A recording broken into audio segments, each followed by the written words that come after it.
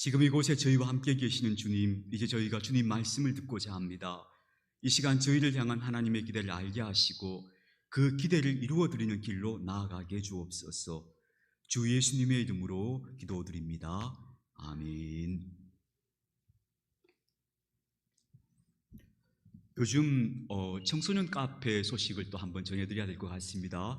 청소년 카페가 잘 운영되고 있다가 최근에 이제 방학을 맞이해서 아이들이 방학을 하니까 영 애들이 안 오는 거예요. 애들이 다 집에 들어박혀서 이제 안 나오는 것 같아요. 그래서 그래도 문은 열어두고 있습니다. 그래도 매일 문을 열고 우리 청소년들을 맞이하고 있습니다. 오는 친구들이 많이 줄었습니다. 방학이어서. 그러나 꾸준히 운영하고 있고요. 또 방학이 끝나면 아마도 또 물 밀듯이 우리 친구들이 다 찾아오리라고 생각하고 있습니다. 그리고 우리 친구들을 위해서 재미있는 어떤 우리 당신의 재능을 좀 나눠주실 분이 계셔요. 그분이 그 드론을 이렇게 드론을 띄우는 기술을 갖고 계시는, 그걸 가르치는 분인데 그 청소년들에게 드론을 가르치시겠다고 그렇게 말씀하셔서 어제도 제가 만나서 대화를 좀 오래 했어요. 그래서 우리 친구들 중에 좀 그런 쪽으로 좀 관심 있는 친구들을 발굴해서 또 그런 기술도 좀 가르치고 하면서 도움을 주려고 그렇게 이제 하나하나 조금씩 해나가고 있습니다. 여러분 생각날 때마다 기도 많이 해주시기 바랍니다. 우리는 이 1월 한 달을 성장에 대한 말씀을 같이 여러분과 나누려고 합니다. 지난 주일에는 성장이란 게 뭐냐 했을 때, 사람의 성장이 뭐냐 했을 때 사람의 삶의 목적이 달라지거나 확장되는 것이다. 그게 성장이라고 했어요. 지난주에 이런 말씀을 나누었죠. 이제까지 내가 나 자신만을 위해서 생각하며 살아오던 사람이 어느 날부터 하나님과 이웃을 생각하는 사람으로 삶의 관심과 목표가 확장되는 거예요. 그러면 그 사람은 성장했구나 라고 얘기할 수 있어요. 사람의 삶의 목표, 삶의 목적이 확장되거나 혹은 변하는 것, 그걸 성장이라고 부를 수 있겠죠. 물론 성장이란 말 속에는 당연히 좋은 쪽으로 변화하는 걸 말하는 거죠. 나쁜 쪽으로 변화하는 건 성장이 아니잖아요. 그건 타락인 거죠. 그러나 성장은 좋은 쪽으로 변화해가는 거예요. 그래서 삶의 목적이, 관심이 넓어지고 확장되는 것, 그것이 바로 성장이다, 그렇게 말씀드렸어요. 그래서 제자들이 고기 잡는 어부였다가 사람을 구하는 사람으로 바뀐 것, 이게 진정한 성장의 모습이었다 했죠. 그리고 하버드 대학의 철학자였던 조시아 로이스라는 분의 말을 제가 인용해 드렸는데 중요한 말이기 때문에 한 번 더 인용해 드리겠습니다. 자기 욕구보다 더 고귀하다고 여겨지는 무언가에 헌신하고자 할 때 우리는 자신의 삶에서 의미를 찾게 된다. 내 욕구보다 더 고귀한 무언가에 내가 헌신하고자 할 때 내 삶이 의미를 찾는다는 거예요.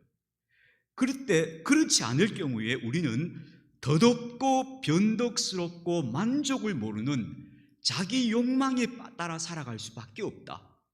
참 이분이 표현을 잘한 것 같아요. 인간의 욕망은 정말 더덥고 변덕스럽고 만족을 모르죠. 버나드 쇼라고 하는 사람이 이런 이야기를 했어요. 인생에 두 가지 비극이 있다. 자기 꿈을 이루지 못하는 것이 비극이다. 자기가 원하는 것을 이루지 못하면 그거 슬프고 비극적이잖아요. 그게 비극이라는 거예요. 근데 또 하나의 비극은 뭐냐 하면 자기 원하는 걸 이루고 나서 얻는 비극이라고 했어요. 이것도 비극이라는 거예요. 곰곰이 생각해 보세요. 내가 원하는 걸 얻었는데 그게 왜 비극이 될까요? 여러분, 인간은 이런 존재예요. 자기가 원하는 것을 얻지 못해서 비극, 자기가 원하는 걸 얻어도 비극인 게 인간의 삶이라는 거예요. 왜냐하면 우리 욕망 자체가 더덥고 변덕스럽고 그리고 만족을 모르기 때문이에요. 그래서 우리는 내가 더 고귀한 것을 향한 가치를 두지 않으면 우리는 결국 이런 욕망을 따라 사는데 그 끝은 고통이다 하는 거예요. 그 끝은 고통이다. 저는 저한테 만약에 그럼 목사님의 삶의 목적은 뭡니까? 물으신다면 제가 그렇게 살지는 못하지만 제가 정해놓은 목적은 있습니다. 두 가지입니다. 첫째는 제 자신이 영적으로 더 진보하는 겁니다. 내가 더 좋은 사람이 되는 겁니다. 그게 제 첫 번째 목적이고요. 두 번째 목적은 이 세상에 조금이라도 보탬이 되는 사람이 되는 겁니다. 이 세상이 뭐라도 하나 조금 보탬이 되도록 해주자. 그게 제가 살아가는 목적이라고 저는 이제 50을 딱 넘어서면서부터 이게 좀 선명하고 분명해지는 것, 단순해지는 것 같아요. 내가 이렇게 살아야지. 여러분도 여러분이 여러분의 삶의 목적과 가치를 좀 확장시켜 나가시는 그런 은혜가 이 안에 있기를 소망합니다. 두 번째 성장은 기쁨에 관한 것입니다. 그래서 오늘 말씀의 제목이 슬픔의 옷을 벗다입니다. 자, 이 말씀 오늘 11절에서 인용했습니다. 주께서 나의 슬픔이 변해서 내게 춤이 되게 하시고 나의 베옷을 벗기고 기쁨으로 내게 띠를 띄우셨습니다. 내 슬픔의 옷을 벗겨주셨습니다 하는 그런 고백이에요. 여러분, 하나님은 우리가 기쁨 가운데 살아가기를 원하셔요.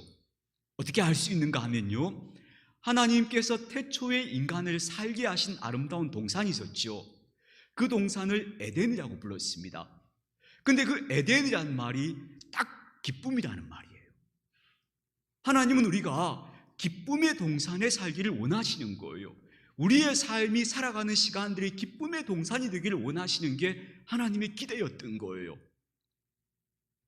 그리고요, 성경의 가장 마지막 책인 요한계시록 21장 가장 마지막 즈음에 가서 하나님께서 요한을 통해서 큰 새로운 비전을 보여주셔요. 그 비전이 뭐하냐 하면 새하늘과 새 땅이에요. 근데 그 새하늘과 새 땅에 대해서 이렇게 묘사하십니다. 내가 들으니 보좌에서 큰 음성이 나서 이르되 보라, 하나님의 장막이 사람들과 함께 있음에 하나님이 그들과 함께 계시리니 그들은 하나님이 되고 하나님의 자녀가 되고 하나님은 친히 그들과 함께 계셔서 모든 눈물을 그 눈에서 닦아주시니 다시는 사망이 없고 애통하는 것이나 곡하는 것이나 아픈 것들이 다시 있지 아니하리니 처음 것들이 다 지나갔습니다. 보좌에 앉으신 이가 이르시되 보라, 내가 만물을 새롭게 하노라.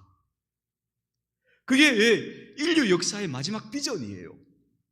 하나님께서 이 땅에서 모든 눈물과 애통과 슬픔을 싹 거두으시고 모든 인생으로 하여금 하나님을 찬송하게 하시는 것, 내가 이렇게 만물을 새롭게 빚어내겠다 하시는 것이 하나님 우리에게 제시하시는 마지막 비전이에요. 그러니까 우리는 항상 기쁘게 살라는 하나님의 기대, 그리고 마지막에 그 기쁨의 새하늘과 새 땅을 이루시겠다고 하는 하나님의 약속, 그 사이에 살고 있는 거예요. 그래서 우리는 이 땅에서 기뻐하며 살아야 될 책임이 있는 거예요. 내 인생을 기쁘게 일구어 가야 할 그런 과제가 우리 모두에게 주어져 있는 거예요. 내가 슬픔의 옷을 입고 늘 우울과 절망 속에 살고 있다면 나는 하나님 앞에서 잘못하고 있는 거예요. 그 회개해야 될 일이에요. 나는 기쁘게 살아야 돼요. 그게 하나님의 기대와 하나님이 이루실 비전 사이에서 살아가는 우리 인생들의 마땅한 소명이라고 말할 수 있어요. 기쁨으로 살라는 기대로부터 시작해서 모든 눈물이 사라지는 천국 잔치로 마무리되는 역사의 드라마가 성경인 겁니다. 우리는 바로 그 속에서 살고 있기 때문에 이 슬픔의 옷을 벗어버리고 기쁨의 사람이 되는 것이야말로 우리가 지향해야 되는 또 하나의 변화요 성장인 겁니다. 이게 우리 속에서 일어나야 우리가 성장했다고 보는 거예요. 그래서 여러분, 깊은 영성에 도달한 사람들은 아이 같은 순수함과 기쁨이 있어요. 우울하지 않아요. 가난하고 몸이 아파도 우울하지 않고 항상 유머러스하고 웃고 농담하고 애들하고 잘 놀고, 그게 영성이 깊은 사람의 특징이에요. 그래서 여러분, 우리는 정말 슬픔의 옷을 벗어버리고 기쁨의 사람이 되어야 하는 소명이 있는데, 근데 전제할 것이 있습니다. 그게 뭐냐 하면요, 기쁨은 억지로 만들어낼 수는 없어요. 내가 기쁨을 억지로 만들어낼 수는 없어요. 기쁨은 하나님이 만들어주시는 건데, 근데 중요한 핵심은 하나님이 이 세상에 기쁨을 막 뿌려놓으셨어요. 하나님이 이 세상에 기쁨을 잔뜩 뿌려놓으셨는데, 그걸 취하는 사람이 있고 그걸 누리지 못하는 사람이 있는 거예요. 우리가 기쁨을 만드는 거 아니에요.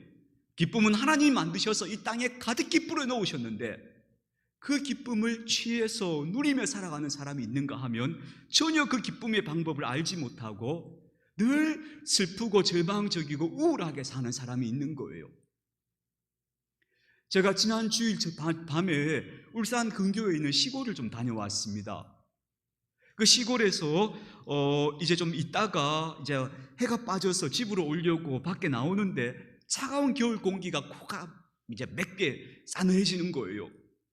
그래서 눈을 들어서 하늘을 딱 봤더니 별이 막 반짝반짝반짝한 거예요. 밤하늘에, 겨울 밤하늘에 구름 한 점이 없는데 별이 반짝반짝반짝한 별들이 막 빛나고 있는 거예요. 우와 싶고 막 그런 탄성이 나오는 거예요. 하나님께서 정말 이 세상에, 이 우주에 기쁨을 이렇게 뿌려놓으셨구나, 사방에 기쁨을 뿌려놓으신 분이 하나님이시구나. 근데 우리가 눈을 하늘을 들지 못하고 맨날 이게 땅만 쳐다보고 살면 기쁨을 못 보는 거죠. 사랑하는 교회 여러분, 기쁨을 찾아 누리려면 몇 가지 수단이 필요합니다. 다시 말씀드리면 우리는 그동안 너무 오랫동안 슬픔의 옷을 입고 살았습니다. 그런데 이제 그걸 오랫동안 슬픔의 옷을 입고 살다 보니까 그 슬픔의 옷이 마치 나의 피부처럼 돼버렸어요. 그래서 그것을 벗어버리려면 조금 수고가 필요해요. 그럼 어떻게 하면 그 낡은 옷을 벗어버릴 수 있는가? 이미 제가 10년 저녁 기도회에서 5가지를 여러분이 말씀드렸는데 그걸 좀 요약을 다시 한번 해드리겠습니다. 첫 번째, 다윗이 사울에게 쫓겨다니던 시간이 있었어요. 그런데 한 번은 다윗이 사울의 군대에 완전히 포위가 되어버렸어요. 근데 다윗은 굴 속에 들어가 숨어 있어요. 이제 날이 밝으면 다윗의 목숨은 사울에게 달린 거예요. 그야말로 공포와 두려움의 밤을 다윗이 보내는 거예요. 근데 그때 다윗이 마음속으로 한참 고민하다가 무슨 생각을 하는가 하면요, 내가 새벽을 기다리면서 계속 두려움과 공포 속에서 새벽을 기다릴 수도 있고, 내가 이 시간에 하나님을 찬송하면서 이 밤을 보낼 수도 있다는 생각을 해요. 내 인생에 2가지 가능성이 있다는 생각을 하는 거예요. 그래서 다윗이 거기서 뭘 하는가 하면 내 마음을 정하였습니다, 나는 하나님을 찬송하겠습니다 라고 딱 마음을 정해요.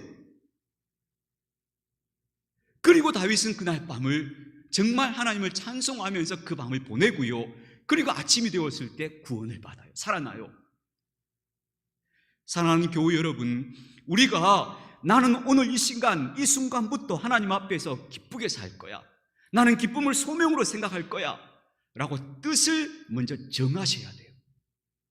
이 뜻을 안 정하면 우리는 또 상황이 다 바뀌어지면, 사람이 또 무슨 말을 내한테 속상한 말 하면 금세 기쁨을 잃어버리고 또 흔들려요. 그래서 먼저는 굳건한 뜻을 세운다. 나는 어떤 경우에도 하나님, 나는 기쁨으로 살 거예요. 뜻을 세운다. 이게 첫 번째예요. 제가 밤하늘의 별 이야기를 그때도 예화를 들었는데요, 어느 날 새벽에 밤에 이렇게 나오면서 하늘을 보니까 별이 2개가 막 밤하늘을 달려가고 있는 거예요. 저게 뭐지 싶어서 보면서 인공위성인가? 그렇게 생각해서 한참 들여다보았는데 보니까 아니었어요. 별이 달려가는 게 아니고 구름이 지나가는 거였어요. 구름이 바람에 밀려서 구름이 싹 지나가니까 별이 막 달려가는 것처럼 보였던 거예요. 사랑하는 교회 여러분, 원래는요, 바람에 밀려다니는 구름 되지 말고 그 자리에서 항상 빛나는 별이 됩시다. 이 뜻을 먼저 딱 세우셔야 합니다. 그것이 출발입니다. 2번째는요, 고난이 없기를 기대하지 마십시오. 원래는 주님 아무 고난이 없게 해주세요, 이거 기대하는 사람은 이미 진 겁니다. 이미 패배자예요. 그게 아니고요, 하나님 고난이 와도 이기게 해주세요 라고 기도하셔야 됩니다. 이 사람이 이미 승리자입니다. 그래, 고난 와봐, 내가 겪어낼 거야, 내가 겪어내고 통과해낼 거야, 이 마음을 가지셔야 돼요. 아유, 고난이 오면 어떡하나, 어려움이 생기면 어떡하나, 또 무슨 일이 생기면 어떡하나, 이 마음을 가지고 있는 한 그 사람은 계속 패배자로 살아요. 아니에요. 고난 와, 내가 상대해 줄 거야, 이런 마음을 내세요. 우리 예수님께서 십자가 지시기 직전에 예수님 뭐라 하셨는가 하면요, 내가 이겼다라고 말씀하셨어요. 아직 십자가 안 졌어요. 무시무시한 고통의 십자가 앞에 있는데 예수님께서 뭐라 하시는가 하면 내가 이겼노라, 너희도 담대하라. 이미 승리자의 마음을 가지신 거예요. 이런 마음이 있어야 여러분이 기쁨의 사람으로 살 수 있습니다. 세 번째는요, 매번 선택하는 겁니다. 제가 몽골의 초원에 가는 이야기를 해드렸죠. 몽골에 너무 아름다운 초원이 있는 거예요. 몽골에 갔더니 몽골은 그야말로 지평선이 다 보이잖아요. 근데 그 지평선 끝까지 정말 형형색색의 작은 꽃들이, 거기는 꽃이 크게 안 자라요. 그저 발에 밟힐 정도로 자라는 식물들에서 꽃이 막 형형색색이 무슨 양탄자 깔아놓은 것처럼 꽃이 피어 있는 거예요. 너무 아름다워서 제가 새벽에 나가서 그곳에 막 산책을 했죠. 감탄을 하면서 산책을 하는데, 문제는 그 아름다운 꽃밭이 곳곳에 소똥이 가득하더라는 거예요. 왜냐하면 거긴 짐승을 놓아 기르니까. 이게 꽃밭이면서 동시에 똥밭이더라는 거예요. 근데 제가 돌아올 때 똥을 주워 왔을까요? 꽃을 꺾어 왔을까요? 당연히 꽃을 꺾어 왔죠. 인생은 내가 선택하는 거예요. 내가 뭘 볼 것인가. 그래서 저는 지금도 몽골 초원은 제게는 꽃밭으로 기억되고 있어요. 똥밭이 아니에요. 여러분의 인생에 여러분에게 시험이 들게 하는 요소들이 찾아올 거예요.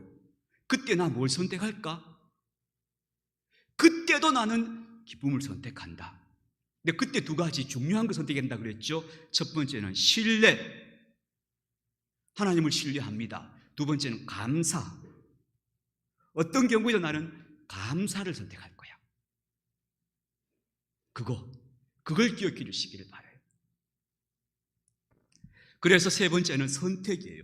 매 순간 선택한다. 네 번째는 뭐냐 하면요, 자기 자신을 사랑하는 거예요. 나는 참 아름다운 사람이야 라고 자기 자신에게 얘기해 주는 거예요. 이거 근거 없는 이야기가 아니에요. 마귀는 우리한테 너는 부족해, 너는 부족해, 너 이 모습 이대로 너는 안 돼, 그게 마귀 소리예요. 근데 하나님은 우리에게 뭐라 하는가 하면 내가 너를 사랑하기에 너는 충분해. 하나님의 사랑을 받기에 우리는 조금 더 부족하지 않아요. 그걸 인식하는 거예요. 오늘로 저는 설교 준비를 해놓고 새벽에 제가 마무리를 다 해놓고 제 자신에게 그렇게 말했습니다. 와, 수고했다 대기라, 참 잘했다. 계속 이렇게 하셔야 돼요. 거울을 보면서 내가 괜찮아 보이는데, 이렇게 말씀하셔야 돼요. 그 자아상이 있어야 우리가 정말 하나님이 주신 삶을 누릴 수 있어요. 마지막으로는 잠잠히 하나님을 바라보는 기도를 드리라 그랬죠. 잠잠히 막 부르짖는 기도를 드려야 할 때가 있지만, 그러나 잠잠히 하나님을 바라보시고 여러분 자신의 의도를 내려놓으시라고. 그때 하나님이 부어주시는 그 은혜의 강물, 평화의 강물이 내 속으로 흘러들어온다. 그래서 하루 2번씩 적어도 10분이라도 하나님 앞에 잠잠히 앉으라. 그렇게 해나가면 하나님이 주시는 평화와 기쁨이 내 안을 채우기 시작하고 그것이 내 삶이 될 것이다 하는 거였어요. 예수님께서 이렇게 말씀하셨어요. 마지막 만찬에서 떡과 포도주를 다 갖다 놓고 제자들한테, 야, 너가 구원받으려면 어떻게 해야 된다, 어떻게 된다, 이렇게 말씀 안 하시고요, 자, 받아 먹어라, 이렇게 했어요. 그냥 받아 먹으면 되는 거예요. 받아 먹으면 그 살과 그 피를 내가 받아 먹기만 하면 되는 거예요. 그러니까 하나님 앞에 와서 가만히 잠잠히 당신이 부어주시는 은혜를 그저 바라보고 있기만 하면 돼요. 그럼 그 은혜가 내 속에 들어와서 나를 살린다, 소생시킨다 하는 것을 기억해 주시기 바랍니다. 저는 오늘 마지막 설교의 마무리를 찬양을 제가 하나 부르는 걸로 마무리하려고 했는데 오늘 반주가 없어서 제가 찬양을 오늘 참 무리해서 많이 불렀는데 이것도 찬양으로 마무리를 해야 되겠습니다. 이런 찬양입니다. 한번 들어보십시오. 나의 친구여 내 말 들어보렴. 나의 이 기쁨 알고 싶잖니. 나의 친구여 내 말 들어보렴. 나의 이 소망 알고 싶잖니. 나는 무엇든 할 수 있단다. 내게 주어진 일들, 가난한 것도 외로운 것도 모두 참을 수 있고, 견딜 수 없는 슬픔이 있어도 다시 웃을 수 있어. 내 맘에 주님을 모신 이후로부터. 이런 찬양이에요. 여러분 올 한 해 이 마음으로 살아가십시다. 나는 뭐든 할 수 있어. 나는 뭐든 할 수 있어. 이런 마음으로, 절대 패배자의 마음이 아니고 승리자의 마음으로 앞을 향해 달려나가면서, 그래서 여러분 기쁜 일이 있어서 기쁘다 하는 것은 이미 그건 기쁠 수 없는 인생이에요. 어떤 경우에도 기뻐하겠다, 이런 마음으로 우리 한번 이 한 해를 기쁨의 밭을 일고 가는 아름다운 동산으로 만들어가는 저와 여러분들이 다 되었으면 좋겠습니다. 아버지 하나님 감사합니다. 주의 사랑하는 자녀들이 올해를 정말 기쁨의 한 해로 살아내기를 소망합니다. 주님, 저희들에게 정말 이 낡은 슬픔의 옷을 벗어던질 수 있는 용기를 주시고, 이 낡은 슬픔의 옷을 입고 그 속에 안주해서 그저 약하고 그저 처량한 패배자의 모습으로 살아가는 저희들이 아니고, 이 슬픔의 옷을, 낡은 옷을 벗어버리고 기쁨의 옷을 입고 기쁨으로 띠를 띠며 앞으로 나아가며 하나님이 기대하시는 바의 삶을 이루어갈 수 있는 저희들이 되게 해 주시옵소서. 우리 주 예수님의 이름으로 기도드립니다. 아멘.